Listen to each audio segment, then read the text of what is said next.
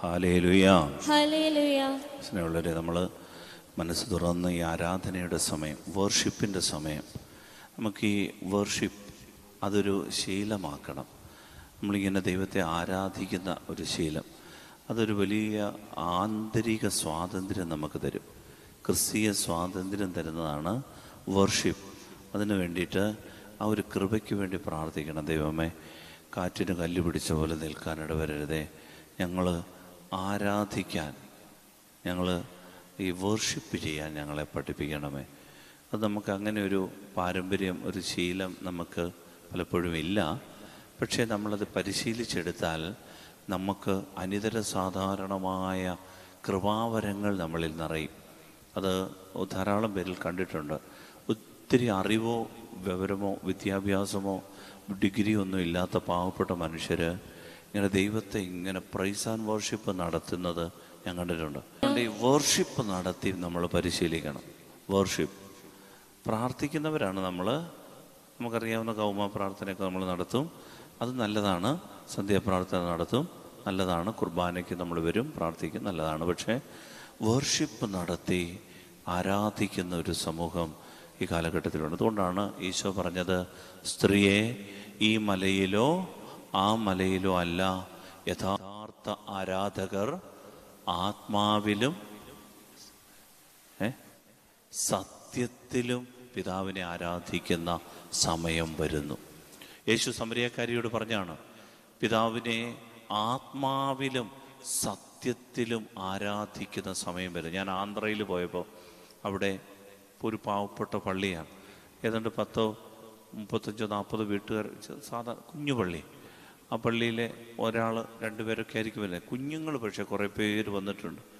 ഞാൻ അവരുടെയൊക്കെ price and worship നടത്തി ഞങ്ങൾ പാട്ടുപാടി ആരാധിച്ച് പ്രാർത്ഥിച്ചുകൊണ്ടേയിരുന്നപ്പോൾ കൊച്ചു കുഞ്ഞുങ്ങളെ ഞാൻ കണ്ടപ്പോൾ കണ്ണുന്ന കാഴ്ച, ഈ ആൾത്താരയിൽ നിന്ന് ഞാൻ പറയുകയാണ്, പ്രിയപ്പെട്ട ദൈവമക്കളെ, നമ്മുടെ ഈ ഇത്രയും നാൾ നമ്മുടെ മലയാളികളുടെ ഇടയിൽ കാണാത്ത ഒരു കാഴ്ചയാണ് ഞാൻ കണ്ടത്.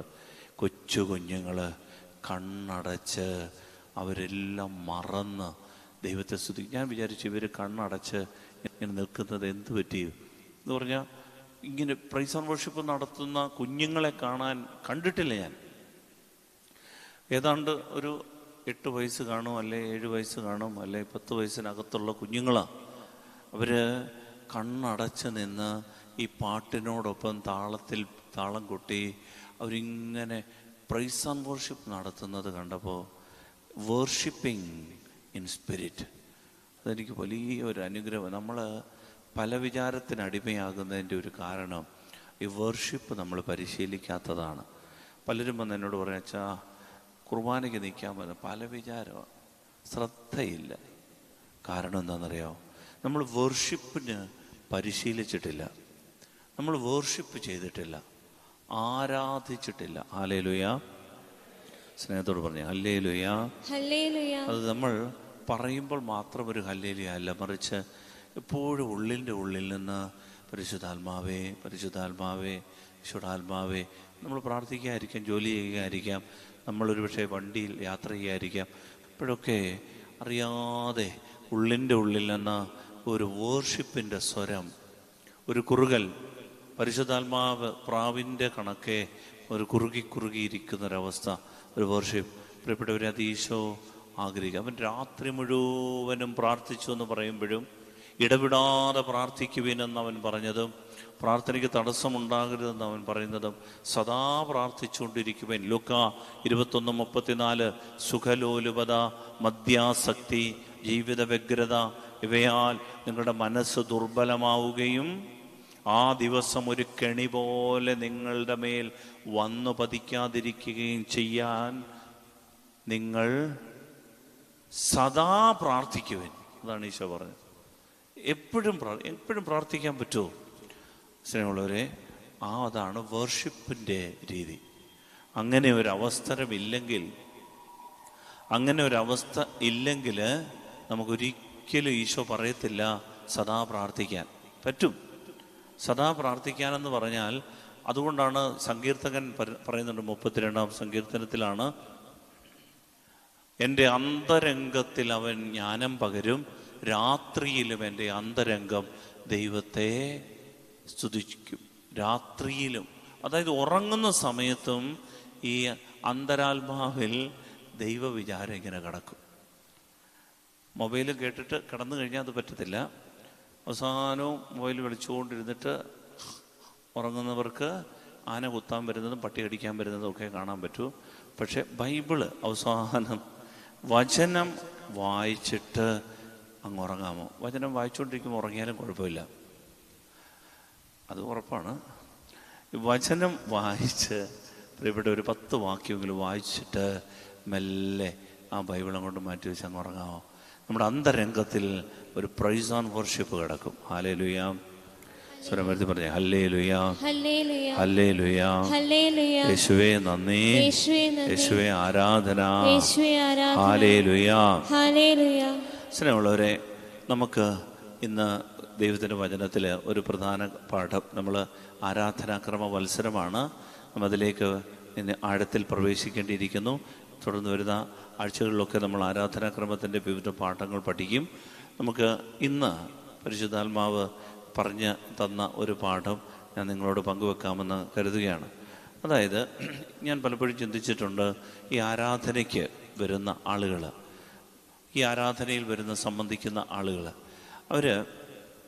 അവർക്ക് യഥാർത്ഥത്തിൽ അത്ഭുതങ്ങളൊക്കെ അടയാളങ്ങളൊക്കെ ദൈവം ചെയ്തു കൊടുക്കുന്നവരുണ്ടാകും. എന്നാൽ മിക്കവാറും ഉള്ളവർക്കൊന്നും ഭേദപ്പെട്ട കാണുന്ന പ്രകടമായ അത്ഭുതങ്ങളും അടയാളമൊന്നുമില്ല. പഴയ ജീവിതം തന്നെ, ആ പഴയ ജീവിതവും സങ്കടവും ദുരിതവും ഒക്കെ തന്നെ. എന്നാലും അവർ വന്ന് ദൈവത്തിൻ്റെ വചനം കേൾക്കുകയും ഈ ദേവാലയത്തോട് ആരാധനയോടൊക്കെ ഒരു താല്പര്യം കാണിക്കുകയും ചെയ്യുന്നത് എന്തുകൊണ്ടാണെന്ന് ഞാൻ ഈശോയോട് ചോദിച്ചു.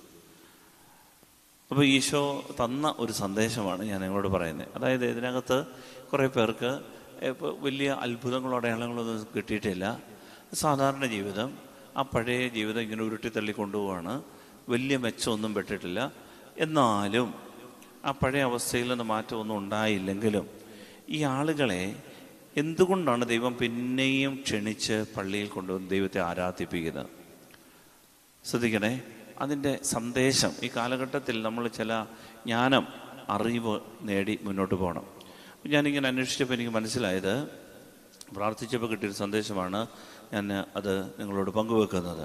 അതായത്, ഇവർക്ക് സുവിശേഷത്തിൻ്റെ പ്രധാന സന്ദേശം നഷ്ടമാകരുത് എന്ന് ഈശോ ആഗ്രഹിക്കുന്നു. Hallelujah, hallelujah. സ്നേഹത്തോട് പറഞ്ഞേ, ഹല്ലേലൂയ, ഹല്ലേലൂയ. സുവിശേഷത്തിൻ്റെ പ്രധാന സന്ദേശം നഷ്ടമാകരുത് എന്ന് ഈശോ ആഗ്രഹിക്കുന്നു. ഇത് മനസ്സിലാക്കണമെന്നുണ്ടെങ്കിൽ 2 തിമോത്തിയോസ് 3-ാം അധ്യായം 5 മുതൽ അവർ ഭക്തിയുടെ ഭാഗ്യരൂപം നിലനിർത്തിക്കൊണ്ട് അതിന്റെ ചൈതന്യത്തെ നിഷേധിക്കും. അവരിൽ നിന്ന് അകന്നു നിൽക്കുക. അവരിൽ ചിലർ വീടുകളിൽ നുഴഞ്ഞു കയറി ദുർബലകളും പാപങ്ങൾ ചെയ്തു കൂട്ടിയവരും വിഷയാസക്തിയാൽ നയിക്കപ്പെട്ടവരുമായ സ്ത്രീകളെ വശപ്പെടുത്തുന്നു. ഈ സ്ത്രീകൾ ആര് പഠിപ്പിക്കുന്നതും കേൾക്കാൻ തയ്യാറാണ്. എന്നാൽ സത്യത്തെ പറ്റിയുള്ള പൂർണ്ണ ജ്ഞാനത്തിൽ എത്തിച്ചേരാൻ അവർക്ക് കഴിവില്ല. Hallelujah, hallelujah. പൗലോസ്ലീഹ തിമോത്തിയോസിനോട് പറഞ്ഞു, തിമോത്തിയോസേ, ചില ആളുകളുണ്ട് ഭക്തിയുടെ ബാഹ്യരൂപം നിലനിർത്തിക്കൊണ്ട് അതിൻ്റെ ചൈതന്യത്തെ നിഷേധിക്കുന്ന ചില ആളുകളുണ്ട്. നമ്മുടെ വിഷയം എന്താണ്? ഈ ആളുകളിൽ ദൈവം വലിയ അനുഗ്രഹം ഒന്നും ചെയ്തിട്ടില്ലും, ഗുണപരമായും വലിയ മെച്ചമൊന്നും ഉണ്ടായിട്ടില്ലെങ്കിലും, അടയാളങ്ങളും അത്ഭുതങ്ങളും ഒന്നും കണ്ടില്ലെങ്കിലും പിന്നെയും പള്ളിയോട് ചേർന്ന് നിൽക്കുന്ന, പിന്നെയും ആരാധനയ്ക്ക് വരുന്ന, പ്രാർത്ഥിക്കുന്ന ഒരുപിടി ആൾക്കാരെ ഞാൻ കാണുന്നുണ്ട്. അപ്പം ഞാൻ ചോദിച്ചു, ദൈവമേ, ഇത്രയും നാളായി, ഞാനിപ്പോൾ 3 വർഷമായി ഇവിടെ വന്ന് ഈ ആരാധന നടത്തുന്നു. ഈ ആരാധനയിൽ മുടക്കമില്ലാതെ, ഒരു ദിവസം പോലും മുടങ്ങാതെ വന്ന് പ്രാർത്ഥിക്കുന്നവരെ എനിക്കറിയാം. പക്ഷേ അവർക്കൊന്നും വലിയ മെച്ചമൊന്നുമില്ല. ഗുണപരമായിട്ട്, ഭൗതികമായിട്ട് വലിയ മേന്മയും നന്മയൊന്നും ഉണ്ടായതായിട്ട് ഞാൻ കാണുന്നില്ല. എന്നാലും ഇതുങ്ങൾ പിന്നെയും ദൈവമേ എന്ന് വിളിച്ച് പള്ളി വരും. ഗുണപരമായ മെച്ചമുണ്ടായില്ലെന്ന് മാത്രമല്ല, അവർക്ക് ക്ഷീണവും ഉണ്ടായിട്ടുണ്ട്. അവരുടെ ഭൗതിക ജീവിതത്തിൽ അവരുടെ കുടുംബജീവിതത്തിൽ, വ്യക്തിപരമായ ജീവിതത്തിൽ, വരുമാന മാർഗങ്ങളിലൊക്കെ ക്ഷീണവും ക്ഷതമൊക്കെ സംഭവിച്ചിട്ടുമുണ്ട്. പ്രിയപ്പെട്ടവരൊക്കെ വേർപെട്ട് പോയിട്ടുമുണ്ട്. രോഗം പിന്നെയും വേട്ടയാടുന്നുണ്ട്. എന്നാലും പിന്നെയും തത്തിപ്പൊത്തി ഇതുങ്ങൾ പള്ളി വരും. അപ്പം ഞാൻ ഈശോയോട് ചോദിച്ചു, ഈശോയെ, എന്തുകൊണ്ടാണ് ഇതുങ്ങളെ നീ പിന്നെയും ഇങ്ങനെ ആകർഷിച്ച് കൊണ്ടുവരുന്നത്? ഒരു ഭൗതിക അനുഗ്രഹം ഉണ്ടായിട്ടില്ലെങ്കിലും പിന്നെയും ഇതുങ്ങളെ പള്ളിയിലേക്ക് തൂത്തുവാരി തടുത്തു കൂട്ടി കൊണ്ടുവരുന്നതിൻ്റെ കാര്യം എന്താ? അപ്പം ഞാൻ ചോദിച്ചപ്പോഴാണ് ഈശോ തന്ന വചനമാണ് ഞാൻ നിങ്ങളോട് പങ്കുവെച്ചത്. അത് തിമോത്തിയോസിനോട് പൗലോസ്ലീഹ പറയുകയാണ്, തിമോത്തിയോസേ, ചില ആളുകളുണ്ട്, അവർ ഭക്തിയുടെ ബാഹ്യരൂപം നിലനിർത്തിക്കൊണ്ട് അതിൻ്റെ ചൈതന്യത്തെ നിഷേധിക്കുന്നവരാ. അവരെന്ത് ചെയ്യുമെന്നറിയാമോ? അവരിൽ നിന്ന് നീ അകന്നു നിൽക്കണം. എന്നിട്ട് പറയാണ്, അവരിൽ ചിലർ വീടുകളിൽ നുഴഞ്ഞു കയറി ദുർബലകളും പാപങ്ങൾ ചെയ്തു കൂട്ടിയവരും വിഷയാസക്തിയാൽ നയിക്കപ്പെടുന്നവരുമായ സ്ത്രീകളെ വശപ്പെടുത്തുന്നു. എന്നിട്ട് പറയാണ്, ഈ സ്ത്രീകൾ, ഇങ്ങനെ ചില ചേട്ടത്തിമാരുണ്ട്, ഈ സ്ത്രീകൾ ആര് പഠിപ്പിക്കുന്നതും കേൾക്കാൻ തയ്യാറാണ്. ആ ആളാണ്, ഈ ആളാണ്, ആ പാസ്റ്ററാണ്, ഈ പാസ്റ്ററാണ്, ഈ വന്നേര് ഇരുന്നേക്കെ കിടക്കുക, എല്ലാവരും വീട്ടിൽ വിളിച്ചു വരുത്തി ദൈവവചനമല്ലേ എന്ന് പറഞ്ഞത് കേൾക്കും. എന്നിട്ട് അവരെക്കുറിച്ച് പറയുന്ന ഇതാണ്, എന്നാൽ സത്യത്തെ പറ്റിയുള്ള പൂർണ്ണ ജ്ഞാനത്തിൽ എത്തിച്ചേരാൻ അവർക്ക് കഴിവില്ല. ശ്രദ്ധിച്ചു കേൾക്കണേ പ്രിയപ്പെട്ട ദൈവമക്കളെ. പൗലോസ്ലീഹ ഒരു ജ്ഞാനം നമ്മളോട് പങ്കുവെക്കുക. അതായത് നമ്മളിൽ എല്ലാവർക്കും എല്ലാ ജ്ഞാനവും ദൈവം കൊടുക്കുന്നില്ല. പറയാണ്, സത്യത്തെക്കുറിച്ച് പൂർണ്ണമായ ജ്ഞാനം, അറിവ് കിട്ടാൻ അവർക്ക് കഴിവില്ല. അങ്ങനെയുള്ള ചില ആളുകളുണ്ട്. സത്യത്തെക്കുറിച്ച് പൂർണ്ണമായ അറിവ് കിട്ടാതെ മരിക്കേണ്ടി വരുന്ന അവസ്ഥ. അതുകൊണ്ടാണ് എൻ്റെ പ്രിയപ്പെട്ടവരെ, ദൈവം നമ്മളെ ക്ഷണിച്ച് ഒന്നും ഒരു ഭൗതിക അനുഗ്രഹവും തന്നില്ലേലും പിന്നെയും ആരാധനയ്ക്ക് കൊണ്ടുവരുന്നതും ദൈവം വചനം നമ്മളോട് പങ്കുവെച്ചു തരുന്നതും ഈ സുവിശേഷത്തിൻ്റെ പൊരുളുകൾ പറഞ്ഞു തരുന്നത് എന്തിനാണെന്നറിയാമോ? ദൈവത്തിനൊരു ആഗ്രഹമുണ്ട്, എൻ്റെ മക്കൾക്ക് ഭൗതികമായ നന്മയെക്കാളും ഉപരി സത്യത്തിൻ്റെ പൂർണ്ണതയിലേക്ക് എൻ്റെ കുഞ്ഞുങ്ങൾ വളരണമെന്ന് ദൈവം ആഗ്രഹിക്കുന്നു. Hallelujah, hallelujah. സന്തോഷത്തോട് പറഞ്ഞേ ഹല്ലേലൂയ, ഹല്ലേലൂയ. ഇത് നിസ്സാര കാര്യമല്ല.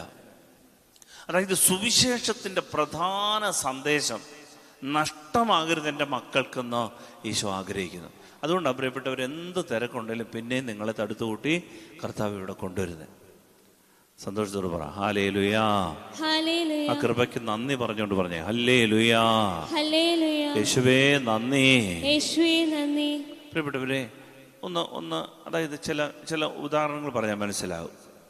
അതായത് നമ്മൾ ഈ സുവിശേഷത്തെ സമഗ്രമായി മനസ്സിലാക്കണം. ആളുകൾ കൂടുന്നിടത്തോട്ട് പോകുന്നതിലല്ല, മറിച്ച് ഈ ബൈബിളിലെ അതിൻ്റെ സമഗ്രതയിൽ, അതിൻ്റെ ടോട്ടാലിറ്റിയിൽ, അതിൻ്റെ പൂർണ്ണതയിൽ മനസ്സിലാക്കുക ഒരു കൃപയാണ്. അതൊരു കൃപയാണ്. അതാണ് നമ്മൾ കഴിഞ്ഞ ദിവസം ഇവിടെ വന്ന ഒരു അച്ഛൻ്റെ കാര്യം നമ്മൾ പറഞ്ഞു. അദ്ദേഹം സ്ക്രിപ്ചർ പഠിക്കാനായിട്ട് പോവാണ്. അഭിനച്ചൻ ഊട്ടുപാറയിൽ അദ്ദേഹം സ്ക്രിപ്ചർ പഠിക്കാനായിട്ട് പോവാണ്. എന്ന് പറഞ്ഞാൽ 12 വർഷത്തോളം ഇനിയും പഠിക്കണം. 12 വർഷം സെമിനാരി പഠിച്ചു, പിന്നെയും ഒരു 12 വർഷം അതിൻ്റെ ബേസിക് ലാംഗ്വേജസ് 4 പഠിക്കാൻ വേണ്ടിയിട്ട്, ഹീബ്രുവും ഗ്രീക്കും ഉൾപ്പെടെ പഠിക്കാൻ വേണ്ടി 4 വർഷം വേണം. അത് കൂടാതെ ഈ സ്ക്രിപ്ചർ എന്ന് പറഞ്ഞാൽ ബൈബിളിലെ അതിൻ്റെ സമഗ്രതയിൽ മനസ്സിലാക്കാൻ, സത്യത്തിൻ്റെ പൂർണ്ണതയിൽ മനസ്സിലാക്കാൻ ദൈവം കൊടുക്കുന്ന ഒരു കൃപയാണ്. ഈ ചില ആളുകളെ ഈ സ്ക്രിപ്ചർ മുഴുവനും പഠിക്കാനായിട്ട് സഭ വിടും. എന്താണെന്നറിയാമോ? അവരാണ് യഥാർത്ഥത്തിൽ സഭയുടെ ഔദ്യോഗികമായ പഠിപ്പിക്കലുകൾക്ക് ഒരു കമ്മീഷനായി മാറുന്നത്. അതിനെ പറഞ്ഞു കൊടുക്കാനൊരു, അതിനെ മനസ്സിലാക്കി കൊടുക്കാനൊക്കെയുള്ള അറിവ്, പൂർണ്ണമായ ഒരു അറിവ് കിട്ടും. ഞാൻ പറഞ്ഞു വരുന്നത്, പ്രിയപ്പെട്ട ദൈവമക്കളെ, നമ്മളെയും ദൈവത്തിൻ്റെ ആത്മാവ് ആഗ്രഹിക്കുന്നത് സത്യത്തെക്കുറിച്ച് പൂർണ്ണമായ അറിവ് നമുക്ക് കിട്ടണമെന്ന് ദൈവം ആഗ്രഹിക്കുന്നു. ഹല്ലേലൂയ, സ്നേഹത്തോടെ ഹല്ലേലൂയ, ഹല്ലേലൂയ. ഉദാഹരണത്തിന്, ഞാൻ ഇവിടെ നിന്ന് എല്ലാ ആഴ്ചയിലും ഇത് ആരാധന കഴിഞ്ഞിട്ട് ഇറങ്ങി പോകുമ്പോൾ നിങ്ങളെ മണ്ഡലത്തിൽ എല്ലാവരും നിൽക്കണേ അവിടെ. ഈ ആഴ്ചയിൽ ഐസ്ക്രീം എല്ലാവർക്കും ഉണ്ടെന്ന്, അടുത്ത ആഴ്ചയിൽ ചോക്ലേറ്റ് അലുവായി കൊടുക്കുന്നു, അതിനടുത്ത ആഴ്ചയിൽ സേമിയ പായസം നല്ല മധുരമിട്ട് എല്ലാവർക്കും കൊടുക്കുകയാണ്. എല്ലാ ദിവസവും ഒന്ന് ആലോചിച്ച് നോക്കിയേ, ഇവിടെ വരുന്നവർക്ക് മധുരം മാത്രമേ വിളമ്പെന്നുള്ളെങ്കിൽ നമ്മൾ ആരായിത്തീരും? രോഗികളായിത്തീരും. നമ്മൾ ഷുഗർ പിടിക്കും, ഉറപ്പാണ്. ഈ ബൈബിളിൽ നമുക്കിഷ്ടപ്പെട്ട കാര്യങ്ങൾ, മധുരമുള്ള കാര്യങ്ങൾ മാത്രമേ പറയുന്നുണ്ടെങ്കിൽ, പ്രിയപ്പെട്ട ദൈവമക്കളെ, സുവിശേഷത്തിൻ്റെ സന്ദേശം അതിൻ്റെ സമഗ്രതയിൽ മനസ്സിലാകാതെ പോകും. സത്യത്തിൻ്റെ പൂർണ്ണതയിലേക്ക് നമ്മൾ വളരാതെ പോകും. നമ്മൾ രോഗികളായി മാറും. നമുക്ക് ഭക്ഷണത്തിൽ വൈറ്റമിൻ എയും ബിയും സിയും ഡിയും എല്ലാം വേണം. സമഗ്രമായ ഈ വിറ്റമിൻ എല്ലാം കൂടെ ചെന്നെങ്കിൽ ശരീരം നന്നായി ആരോഗ്യത്തോടെ വളരും, ഇല്ലെങ്കിൽ രോഗികളായി മാറും. ഇതുപോലെയാണ് ബൈബിൾ. നമുക്കിഷ്ടപ്പെട്ട ചില വചനങ്ങളുണ്ട്. ഭയപ്പെടേണ്ട, ഞാൻ നിന്റെ കൂടെയുണ്ട്, ഞാൻ അതിന് ചുറ്റും അഗ്നി കൊണ്ടുള്ള കോട്ടയായിരിക്കും, അതിൻ്റെ മധ്യത്തിൽ അതിൻ്റെ മഹത്വമായിരിക്കും. ഇതൊക്കെ കേൾക്കുമ്പോൾ നമുക്ക് സന്തോഷം, ആഹാ കർത്താവ്. എന്നാൽ അതേ സമയം തന്നെ കർത്താവ് പറയാണ്, എന്നെ അനുഗമിക്കാൻ ആഗ്രഹിക്കുന്നവൻ തന്നെ പരിത്യജിച്ച് തൻ്റെ കുരിശും എടുത്തുകൊണ്ട് എൻ്റെ പിന്നാലെ വരണം. അത് കേൾക്കുമ്പോൾ നമ്മൾ, പ്രിയപ്പെട്ടവരെ, മധുരമുള്ള കാര്യം മാത്രം നമുക്ക് മതി. നമുക്കിഷ്ടമുള്ള, നമുക്ക് സന്തോഷം തോന്നുന്ന, നമുക്ക് ശരിയെന്ന് മാത്രം തോന്നുന്ന ഈ വചനം മാത്രം നമ്മൾ അടിവരയിട്ട് അത് നമ്മൾ കൊണ്ടുപോയി ഒട്ടിച്ചു വെച്ചാൽ അത് ബൈബിളിൻ്റെ ടോട്ടാലിറ്റിക്ക് എതിരാണ്. ഹല്ലേലൂയ. ബൈബിളിൻ്റെ സമഗ്രത, സുവിശേഷത്തിൻ്റെ പൂർണ്ണ സന്ദേശം ഉൾക്കൊള്ളാൻ നമുക്കാവണം. ഏറ്റുപറഞ്ഞ് പ്രാർത്ഥിക്കാം. പരിശുദ്ധാത്മാവേ, പരിശുദ്ധാത്മാവേ, എഴുന്നള്ളി വരണമേ, എഴുന്നള്ളി വരണമേ. അങ്ങേ ഇഷ്ടദാസിയായ പരിശുദ്ധ മറിയത്തിന്റെ വിമല ഹൃദയത്തിന്റെ ശക്തമായ മധ്യസ്ഥതയാ ഞങ്ങളിൽ നിറയണമേ. അതുകൊണ്ട് പ്രിയപ്പെട്ടവരെ, നമ്മൾ ആരാധനയ്ക്ക് വരുമ്പോൾ വചനം ഒരു അരമണിക്കൂർ, ചിലപ്പോൾ ഒരു 3/4 മണിക്കൂറൊക്കെ എടുത്ത് വചനം നമ്മൾ പഠിക്കുന്നത് ഈ സുവിശേഷത്തിൻ്റെ സന്ദേശം അതിൻ്റെ സമഗ്രതയിൽ മനസ്സിലാക്കണം. ഓരോ ദിവസവും ഓരോരോ വിഷയങ്ങളാണ് പഠിപ്പിക്കുന്നത്. അത് കേട്ടു പോകുന്നവരാകാതെ അത് കുറിച്ചെടുക്കാനും അത് ധ്യാനിക്കാനും ആഴപ്പെടാനും നമ്മൾ ആത്മാവിൽ വളരാനും അതനുസരിച്ച് ജീവിക്കാനും അതിന് വില കൊടുക്കാനും ഒക്കെ ശ്രദ്ധിക്കുമ്പോൾ ഉണ്ടല്ലോ, സത്യത്തിൻ്റെ പൂർണ്ണതയിലേക്ക് നമ്മളെ കൊണ്ടുവരാൻ ആഗ്രഹിക്കുന്ന ഒരു ദൈവത്തിൻ്റെ ഇഷ്ടമാണ് നിറവേറുന്നത്. എന്നും നമ്മൾ മധുരം മാത്രം, ചോക്ലേറ്റ് മാത്രം വിളമ്പുന്ന പള്ളികളായി മാറരുത്. ചില ധ്യാന കേന്ദ്രങ്ങൾ അങ്ങനെ ആയിട്ടുണ്ടെങ്കിൽ ഉദ്ദിഷ്ട കാര്യസിദ്ധിക്ക് വേണ്ടിയിട്ട് മാത്രമുള്ള ധ്യാനങ്ങൾ. നമ്മൾ ഒരു ധ്യാന കേന്ദ്രത്തിൽ ചെന്നാൽ പാസ്പോർട്ട് മാത്രം വെഞ്ചരിച്ച് ആശീർവദിച്ചു തരും. എല്ലാവർക്കും വിദേശത്ത് പോകാൻ. ഒരു ധ്യാന കേന്ദ്രത്തിൽ പോയാൽ പാസ്പോർട്ടല്ല, വിവാഹം എല്ലാം. അപ്പോൾ അതുകൊണ്ട് എല്ലാം വിവാഹ തടസ്സക്കാരാണ് അവിടെ.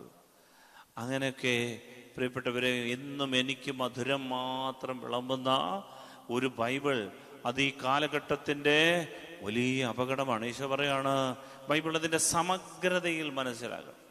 ഉദാഹരണത്തിന് നമ്മുടെ ജൂഡ് ഇവിടെ നിന്ന് കീബോർഡ് വായിച്ചുകൊണ്ടിരിക്കുക. ഈ കീബോർഡിനകത്ത് വെള്ളക്കട്ടകളും കറുത്ത കട്ടകളും ഉണ്ട്. അപ്പം ഇതിങ്ങനെ ജൂഡിങ്ങനെ ഒരു രാഗം ഇങ്ങനെ വായിക്കുകയാണ് അല്ലേ, ഹിന്ദുവുള്ള രാഗം ഇങ്ങനെ വായിച്ച് അങ്ങോട്ട് ചെല്ലുമ്പോൾ ഒരു കട്ട കേൾക്കുന്നില്ലെന്ന് വെച്ച്, ഒരു കട്ട ശബ്ദമില്ല. ഈ പാട്ടിൻ്റെ ട്യൂണ് എത്ര മനോഹരമായി വായിച്ചു വന്നാലും ഒരു കട്ട കേൾക്കാതിരുന്നാൽ ആ പാട്ടിൻ്റെ സമഗ്രത നഷ്ടപ്പെടും. എന്തോ ഒരു കുറവ്. പ്രിയപ്പെട്ടവരെ, ഈ കട്ടയ്ക്കകത്തുള്ള ഈ സംഗീതം പുറത്തു വരണമെങ്കിൽ എല്ലാ കട്ടകളും വർക്ക് ചെയ്യണം. ഇതുപോലെ നമ്മുടെ ജീവിതം സംഗീതാർദ്രമാകാൻ, മനോഹരമാകാൻ ദൈവം തന്നിരിക്കുന്നതാണ് ഈ പുസ്തകത്തിലെ എല്ലാ വചനങ്ങളും. 8500-ൽ പരം വാഗ്ദാനങ്ങൾ അടക്കി വെച്ച് ദൈവം തന്നിരിക്കുന്ന പുസ്തകമായത്.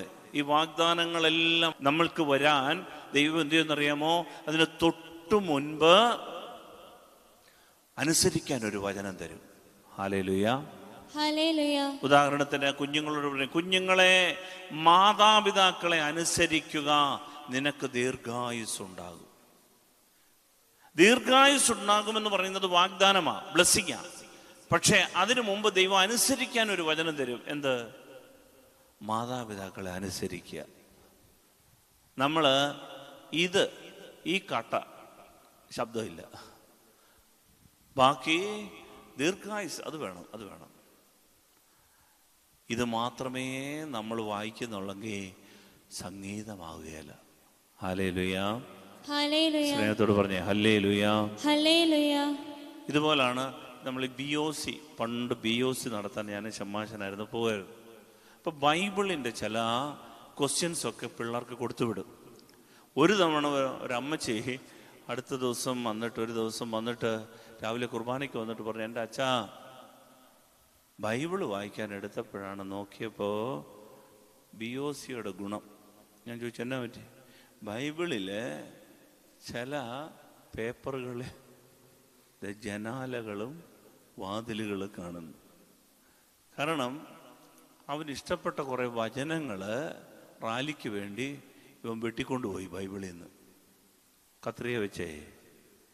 അവൻ ബൈബിൾ തുറന്നപ്പോൾ ജനാലയുള്ള ബൈബിൾ. പ്രിയപ്പെട്ടവരെ, അവനിഷ്ടപ്പെട്ട കുറേ വചനങ്ങൾ വെട്ടിയെടുത്തുകൊണ്ട് പോയി. ആലോചിച്ച് നോക്കിയേ, ബൈബിൾ ഇതിനകത്തുള്ള 73 പുസ്തകങ്ങളിലും നിറയെ ദൈവത്തിൻ്റെ വചനം എഴുതി വെച്ചിരിക്കുക. പക്ഷെ നമുക്ക് ഇഷ്ടപ്പെട്ടത് മാത്രം വെട്ടിയെടുത്ത് വാതിലിലും ജനാലയിലും വീടിൻ്റെ പരിപ്പുറത്തും വീടിൻ്റെ മുഖവാരത്തുമൊക്കെ ഇങ്ങനെ ഒട്ടിച്ചു വെച്ചാൽ നമ്മൾ നോക്കുമ്പോൾ സുന്ദരമായ വചനങ്ങളാണ്, നല്ല വചനങ്ങളാണ്. പക്ഷേ ഈ മധുരമുള്ള, നമുക്കിഷ്ടപ്പെട്ട, നമുക്ക് മാത്രം ദഹിക്കുന്ന ഈ വചനങ്ങൾ കൊണ്ട് മാത്രം ജീവിച്ചാൽ പ്രിയപ്പെട്ടവരെ ഒരിക്കലും ജീവിതം പൂർണ്ണമാകുകയില്ല. ഇതിൻ്റെ സമഗ്രതയിൽ ദൈവത്തിൻ്റെ സത്യത്തിൻ്റെ പൂർണ്ണതയിലേക്ക് നമ്മളെ നയിക്കണമെങ്കിൽ ഇതിനകത്തെ വേദന നിറഞ്ഞ, അനുസരിക്കാനുള്ള, നമ്മളെ തന്നെ ശുദ്ധീകരിക്കാനുള്ള വചനവും നമ്മൾ സ്വന്തമാക്കണം. ഹല്ലേലൂയ. ഹല്ലേലൂയ. സ്നേഹത്തോട് പറ ഹല്ലേലൂയ. ഹല്ലേലൂയ. പ്രിയപ്പെട്ടവരെ, ഈശോ അരുളി ചെയ്തു, എൻ്റെ നുകം വഹിക്കാൻ എളുപ്പമുള്ളതും ചുമട് ഭാരം കുറഞ്ഞതുമാണ്. ഈശോ പറഞ്ഞു. ഇപ്പൊ നമ്മൾ പറയണ ചുമടും നുകമൊക്കെ ഈശോയ്ക്കുണ്ടോ? എന്നാ വേണ്ട. പ്രിയപ്പെട്ടവരെ, ഈശോ പറഞ്ഞു, ഞാൻ തരുന്ന നുകവും ചുമടും വഹിക്കാൻ എളുപ്പമുള്ള, പക്ഷെ അതിനും ഭാരമുണ്ട് കേട്ടോ, അതിനും ഭാരമുണ്ട്. ഈശോ പറഞ്ഞു, എന്നെ അനുഗമിക്കാൻ ആഗ്രഹിക്കുന്ന കുരിശും എടുത്തുകൊണ്ട് എന്നെ അനുഗമിക്കട്ടെ. ഓരോ ദിവസം കഷ്ടപ്പാട് കുരിശ് എടുത്തുകൊണ്ട് വരാനാണ് ഈശോ പറഞ്ഞേ. പണ്ടൊരു കാർട്ടൂൺ കണ്ടിട്ടുണ്ട് ഞാൻ, ചെറിയൊരു കാർട്ടൂൺ. ഒരത് കുറേ പേര് കുരിശും ചുമന്നുകൊണ്ട് ഇങ്ങനെ പോവുകയാണ്. നിങ്ങൾ കണ്ടിട്ടുണ്ടോ എന്ന് അറിഞ്ഞുകൂടാ. അപ്പം ഇങ്ങനെ പോകുമ്പോൾ നോക്കുമ്പോൾ ഒരുത്തൻ പറഞ്ഞു, കർത്താവേ, ഈ കുരിശ് ഭയങ്കര പാടാ. അപ്പോൾ കർത്താവിൻ്റെ അടുത്ത് ഈ കരച്ചിൽ കേട്ടിട്ട് കർത്താവ് ഒരു മാലാഖയെ വിട്ടു. മാലാഖ ഒരു ആക്സോ ബ്ലേഡുമായിട്ട് വന്നിട്ട് ഈ കുരിശിൻ്റെ ഒരടിയങ്ങ് അറുത്ത് കുറച്ചു കൊടുത്തു. അപ്പോൾ ഇവനെടുത്തപ്പം ഭാരം വെച്ചിട്ട് കുറഞ്ഞു. പിന്നെ അവൻ കുറച്ചുകൂടി ചെന്നപ്പോൾ പറഞ്ഞു, കർത്താവേ, എന്നാലും ഭാരമാണ്, കുറച്ചുകൂടെ കുറച്ച് തരാമോ പ്ലീസ്. ഉടനെ കർത്താവ് മാലാഖയോട് പറഞ്ഞു, അവൻ്റെ കുരിശിൻ്റെ ഭാരം ഇച്ചിരി കുറച്ച് കൊടുത്തോളൂ. അപ്പോൾ അവൻ വീണ്ടും ചെന്നിട്ട് ആക്സോ ബ്ലേഡ് കൊണ്ട് മാലാഖ ഒരടിയൂടെ കുറച്ചു. അങ്ങനെ 4-5 തവണ ഇവൻ കിടന്ന് കരയുന്നത് കണ്ടിട്ട് കർത്താവ് കുരിശിൻ്റെ ഭാരം കുറച്ചു കൊടുത്തു. അങ്ങനെ അവസാനം അവനിങ്ങനെ നടന്ന് തുള്ളിച്ചാടി. എല്ലാവരും വലിയ കുരിശും വഹിച്ചുകൊണ്ട് കഷ്ടപ്പെട്ട് വലിഞ്ഞഴഞ്ഞ് നീങ്ങുമ്പോൾ ഇവൻ മാത്രം ഒരു കുഞ്ഞു കുരിശും കൊണ്ട് തോളത്ത് വെച്ച് തുള്ളിച്ചാടി. അവിടെ ചെന്നപ്പോഴാണ് ദാ അപ്പുറത്ത് നിൽക്കുന്നു ഈശോ, കൈവിരിച്ച് ഇങ്ങനെ നിൽക്കുകയാണ്. വാ മക്കളെ, വാ വാ. അപ്പോഴാണ് ഒരു വലിയ ഗർത്തം, വലിയൊരു കുഴി. ഈ കുഴിക്ക് അപ്പുറത്താണ് ഈശോ നിൽക്കുന്നത്. അവിടോട്ട് ചെല്ലണം. അവരുടെ കൂടെയുള്ള എല്ലാവരും എന്ത് ചെയ്തു? അവരുടെ വലിയ കുരിശെടുത്ത് ഒരു പാലം പോലെ ഈ ഗർത്തത്തിനപ്പുറത്തും ഇപ്പുറത്തും വെച്ച് ഇങ്ങനെ അങ്ങ് വെച്ച്, എന്നിട്ട് ആ കുരിശെ ചവിട്ടി ഈശോ എടുത്തോട്ട് പോകുന്ന കാർട്ടൂൺ. ഇവന് ഈ കുരിശെടുത്ത് ഈ കുരിശെടുത്ത് വെക്കാൻ നോക്കുകയാണ്. ഒരു രീതിയിലും അങ്ങേയറ്റം പറ്റുന്നില്ല.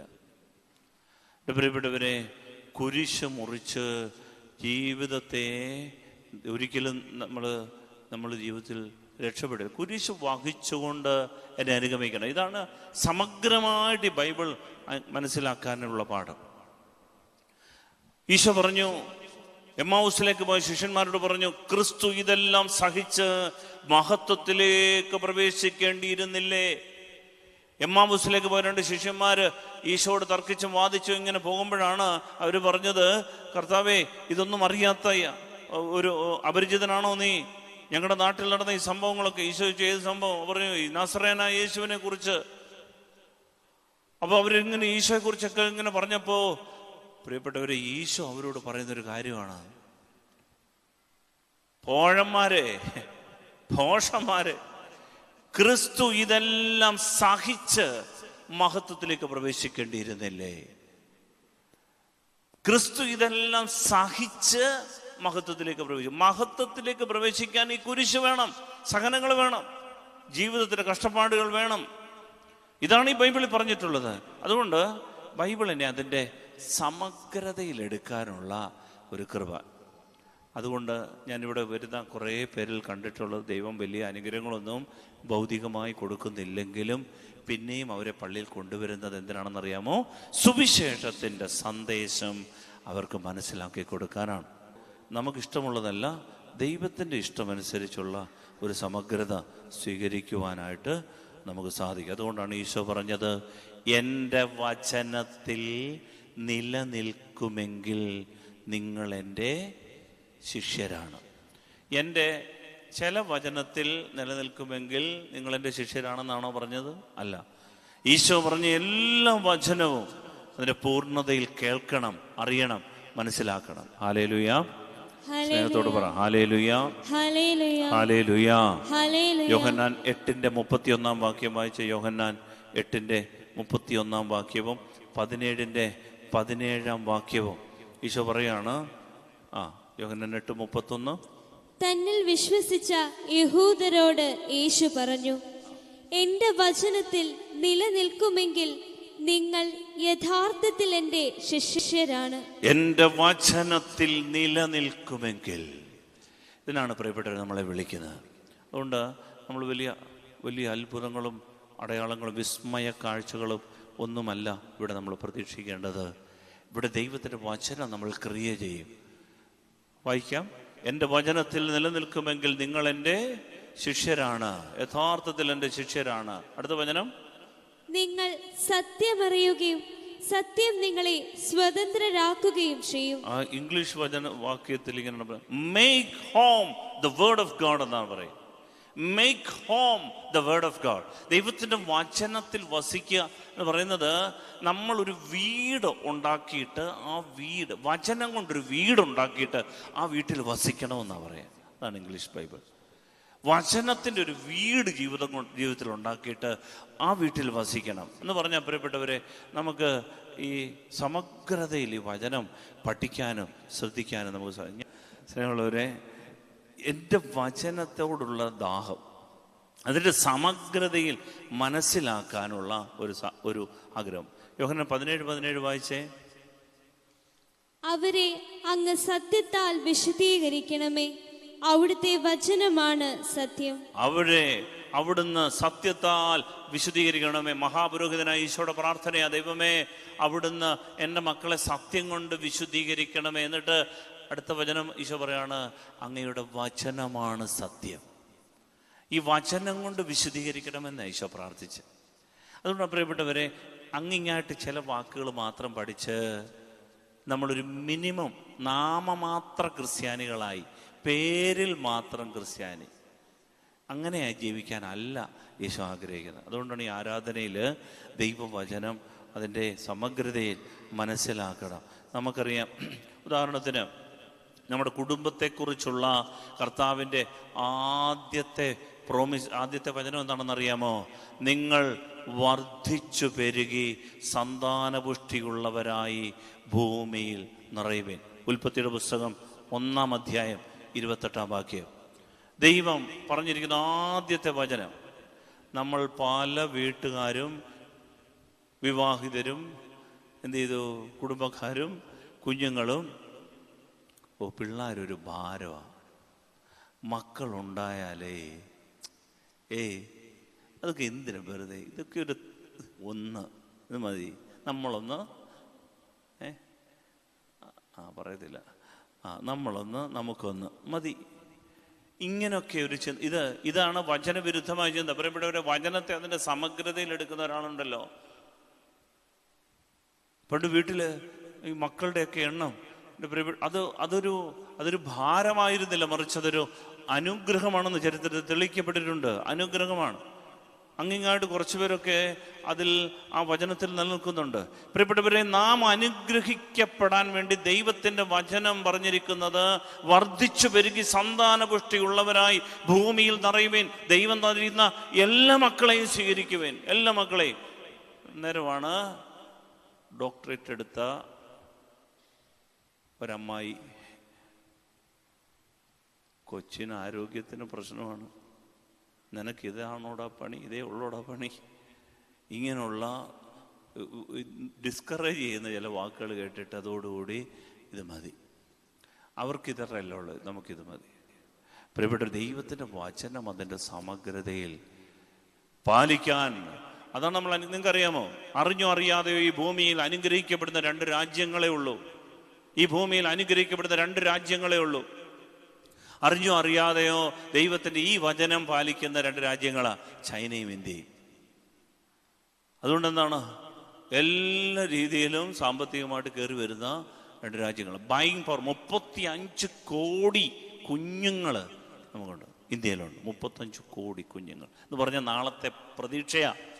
ബൈയിങ് പവറാണ്, ചെറുപ്പക്കാരാണ്. അതുകൊണ്ട് എല്ലാ രാജ്യങ്ങളും ഇവിടെ വന്ന് ഇൻവെസ്റ്റ് ചെയ്യും. കാരണം എന്താ, ബാക്കി എല്ലാ രാജ്യങ്ങളും മിക്കവാറും വയസ്സൻ രാജ്യങ്ങളാ. വചനം അനുസരിച്ചാൽ അനുഗ്രഹം. നമ്മുടെ വീടുകൾ അനുഗ്രഹിക്കപ്പെടാനുള്ള വഴി, കുഞ്ഞുങ്ങൾ അനുഗ്രഹിക്കപ്പെടാനുള്ള വഴി. നമ്മൾ ഒരു കുഞ്ഞിൻ്റെ പുറകെ CCTV ക്യാമറയും കൊണ്ട് ഇങ്ങനെ നടക്കുകയാണ്, അവൻ എന്ത് ചെയ്യുന്നു, അങ്ങനെ ചെയ്യുന്നു, ഇങ്ങനെ. പ്രിയപ്പെട്ടവരെ, 10 മക്കളുള്ള, 5 മക്കളുള്ള, 8 മക്കൾ ഒരു കുടുംബത്തിൽ ഈ കുഞ്ഞിൻ്റെ കാര്യം നോക്കാൻ എത്ര CCTV കണ്ണുകളാണ്. ഇതാണ് കുടുംബത്തെക്കുറിച്ചുള്ള ആദ്യത്തെ വചനം. ഈ വചനം അതിൻ്റെ സമഗ്രതയിൽ ബൈബിൾ എടുക്കണം. നമുക്ക് ഇഷ്ടമുള്ള വചനം മാത്രം എടുത്തിട്ട് കർത്താവെ അനുഗ്രഹിച്ചേക്കണേ, ഇതാ ഞാൻ, അതല്ല അനുഗ്രഹത്തിൻ്റെ വഴി. സുവിശേഷത്തിൻ്റെ സന്ദേശം, വചനത്തിൻ്റെ പൊരുൾ നമ്മൾ സമഗ്രതയിൽ അറിയണം. ജെറമ്യായുടെ പുസ്തകം 29-ാം അധ്യായം 6-ാം തിരുവചനം, വിവാഹം കഴിച്ച് സന്താനങ്ങൾക്ക് ജന്മം നൽകുവിൻ, നിങ്ങളുടെ പുത്രിപുത്രന്മാരെയും വിവാഹം കഴിപ്പിക്കുവിൻ, അവർക്കും മക്കളുണ്ടാവട്ടെ, നിങ്ങൾ പെരുകണം, നിങ്ങളുടെ സംഖ്യ കുറഞ്ഞു പോകരുത്. വായിക്കാമോ ജെറമ്യായുടെ പുസ്തകം 29-ാം അധ്യായം 6-ാം തിരുവചനം ഉറക്കെ വായിച്ചേ. വിവാഹം കഴിച്ച് സന്താനങ്ങൾക്ക് ജന്മം നൽകുവിൻ, നിങ്ങളുടെ പുത്രിപുത്രന്മാരെയും വിവാഹം കഴിപ്പിക്കുവിൻ, അവർക്കും മക്കൾ ഉണ്ടാകട്ടെ, നിങ്ങൾ പെരുകണം, നിങ്ങളുടെ സംഖ്യ കുറഞ്ഞു പോകരുത്. ഇതാണ് ദൈവത്തിൻ്റെ വചനം. ഏതോ ഒരു എക്കണോമിസ്റ്റ് 1789 അദ്ദേഹത്തിൻ്റെ പേര് മാൽത്തൂസ് എന്നാണ്. അദ്ദേഹം ഒരു നുണ പറഞ്ഞു. എന്താണെന്നറിയാമോ, ജനസംഖ്യ കൂടിയാൽ പട്ടിണി കിടക്കേണ്ടി വരും, നിലനിൽപ്പ് അപകടത്തിലാണ്, എല്ലാവർക്കും ഉള്ള ഭക്ഷണമൊന്നും ഈ ഭൂമിയിലില്ല. പ്രിയപ്പെട്ടവരുടെ, പല രാജ്യങ്ങളിലും ഭക്ഷണം എടുത്ത് കടലിൽ തള്ളുക, കാരണം ഇത് കയറ്റി അയക്കാൻ സ്ഥലമില്ല. അങ്ങനെയും സംഭവിക്കുന്നുണ്ട് ഈ ഭൂമിയിൽ. വേണ്ടുന്ന വണ്ണം ഇത് വിതരണം ചെയ്യാൽ ഈ ഭൂമിയിൽ ജീവിച്ചു വരുന്ന എല്ലാ മനുഷ്യർക്കും ജീവിക്കാനുള്ള എല്ലാ ഭക്ഷ്യസമ്പത്തും നമുക്കുണ്ട്. ഏതോ ഒരാൾ പറഞ്ഞ നുണ പല രാജ്യങ്ങളും തലയിൽ ഏറ്റെടുത്ത് വെച്ചിട്ട് 1 മതി, 1.5 മതി, അര മതി, കുഞ്ഞിന് എന്നാ തൂക്കം, 250 ഗ്രാം. ഇങ്ങനെ ജീവിക്കുന്ന ഒരുപാട് ആളുകൾ നമ്മുടെ ഇടയിലുണ്ട്. ബൈബിൾ നമ്മളോട് പറയുന്നത് സമഗ്രതയിൽ ബൈബിളിനെ എടുക്കണം, വചനം അതിൻ്റെ പൂർണ്ണതയിൽ എടുക്കണം. അതുകൊണ്ട് നമ്മൾ അനുഗ്രഹിക്കപ്പെടാൻ വേണ്ടിയിട്ടുള്ള വഴി ഹെബ്രായർ 4:12 വായിച്ച് നമുക്ക് ആശീർവാദം സ്വീകരിക്കാം. ഹെബ്രായർ 4:12, ദൈവത്തിൻ്റെ വചനം സജീവവും ഊർജ്ജസ്വലവും ഇരുതല വാളിനേക്കാൾ മൂർച്ചയേറിയതും ചേതനയിലും ആത്മാവിലും സന്ധിബന്ധങ്ങളിലും മജ്ജയിലും തുളച്ചു കയറി ഹൃദയത്തിൻ്റെ വിചാരങ്ങളെയും നിയോഗങ്ങളെയും വിവേചിക്കുന്നതുമാണ്. അല്ലേ? ഹെബ്രായർ 4:12. ഇതിന് നമ്മൾ വില കൊടുക്കണം. ജെറമിയ പ്രാർത്ഥിക്കുന്നത് പോലെ ജെറമിയ 15:16 അങ്ങയുടെ വചനങ്ങൾ കണ്ടെത്തിയപ്പോൾ ഞാൻ അവ ഭക്ഷിച്ചു. എനിക്കിഷ്ടപ്പെട്ട വചനം ഭക്ഷിച്ചു എന്നല്ല പറയുന്നത്. ജെറമിയ പറയാണ്, അങ്ങയുടെ വചനങ്ങൾ കണ്ടെത്തിയപ്പോൾ ഞാൻ അവ ഭക്ഷിച്ചു, അവ എനിക്ക് ആനന്ദാമൃതമായി, എൻ്റെ ഹൃദയത്തിന് സന്തോഷമുണ്ടായി. പ്രിയപ്പെട്ടവരെ, അതുകൊണ്ട് ദൈവത്തിൻ്റെ വചനമനുസരിച്ച് ജീവിക്കാനായിട്ട് നമുക്ക് സാധിക്കട്ടെ. Hallelujah, hallelujah, hallelujah, hallelujah.